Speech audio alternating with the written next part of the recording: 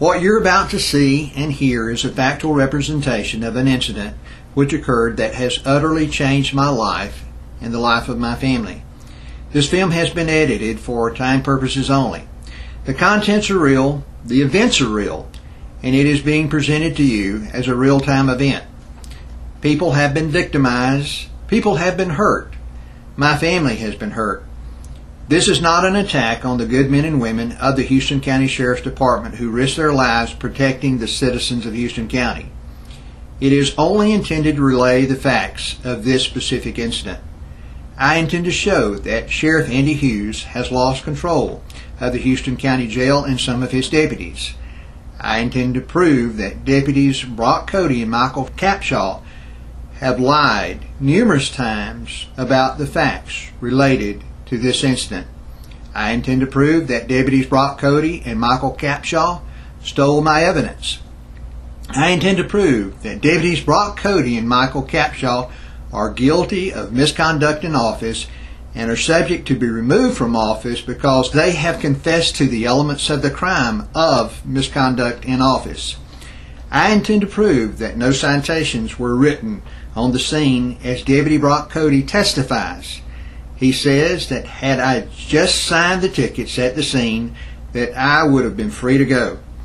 I intend to prove that Deputy Brock Cody did in fact have video equipment in his squad car the day of the incident, even though he said he did not. I intend to prove that the document the deputies attempted to deliver that day was not a warrant, a subpoena, or an order sent out by any court, and that I was not the subject of that document as Deputy Cody testifies. I intend to prove that Deputy Brock Cody was not able to see me coming down the street, and that he would not have been able to see if I were or were not wearing a seatbelt. I intend to show that my daughter was arrested and separated from her 10-month-old baby for withholding information by failing to produce a driver's license, even though she had not been behind the wheel for more than an hour. On at least 2 or more occasions, every member of my immediate family has been threatened or has been present when another member has been threatened by Deputy Brock Cody of the Houston County Sheriff's Department. I take these threats very seriously. I have been told in no uncertain terms that they would get me and that they would get my family. The incident you are about to see is so bizarre that the general public, acquaintances of mine, and even people I have known for years would not believe me had they not seen this video. I am Monty Irvin. This is my story. On April 2nd, 2008, at about 10:15 a.m., a female from the sheriff's office came to our office on West Washington Street. She came into the office and said she was here from the sheriff's office to serve some papers on Monty Irvin.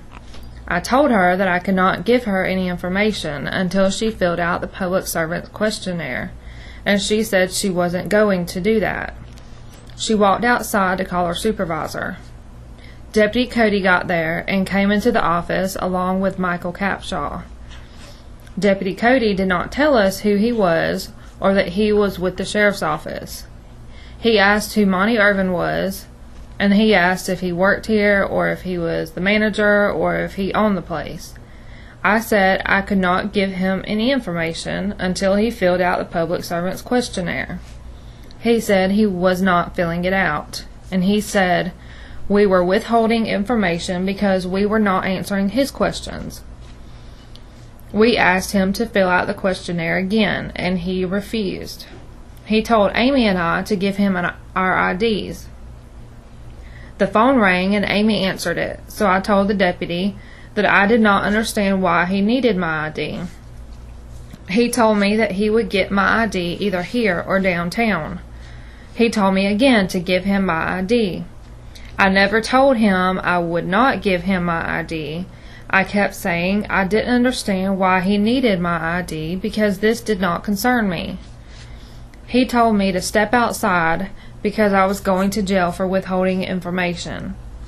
He asked the female deputy to pat me down to make sure I didn't have any weapons on me. Amy started to walk outside, and she was told to stay inside. She said she could come outside because this was private property. Deputy Cody was about to handcuff me when his phone rang, and he answered it. While he was on the phone, Monty and Trish got there. Monty came over to where I was standing and asked Shannon Cogburn what was going on and what her name was. She said he needed to talk to Deputy Cody. So Monty went to Deputy Cody, and he was on the phone. Monty walked back to Shannon Cogburn to ask her what was going on. She told him again that he needed to talk to Deputy Cody. So Monty walked back to Deputy Cody and waited for him to get off the phone. Deputy Cody got off the phone, and him and Monty talked behind one of the sheriff's cars for about 10 minutes. Then Deputy Cody arrested Monty, and Deputy Cody told Shannon Cogburn to let me go. At that time, Monty pulled his audio recorder out of his shirt pocket and placed it on the trunk of the sheriff's car. He then motioned for me or Amy to get his recorder. Amy and I both tried to get the recorder from off the back of the car when we were told to get away. At that time, Michael Capshaw put the recorder in his pants pocket. Then Deputy Cody put Monty in the back of the sheriff's car. Cody said he was having the van towed because Monty was behind the wheel when the van pulled up. He said he could have it towed from private property because he was the law and he could do anything he wanted. It was at this point that I went back inside to be with my baby.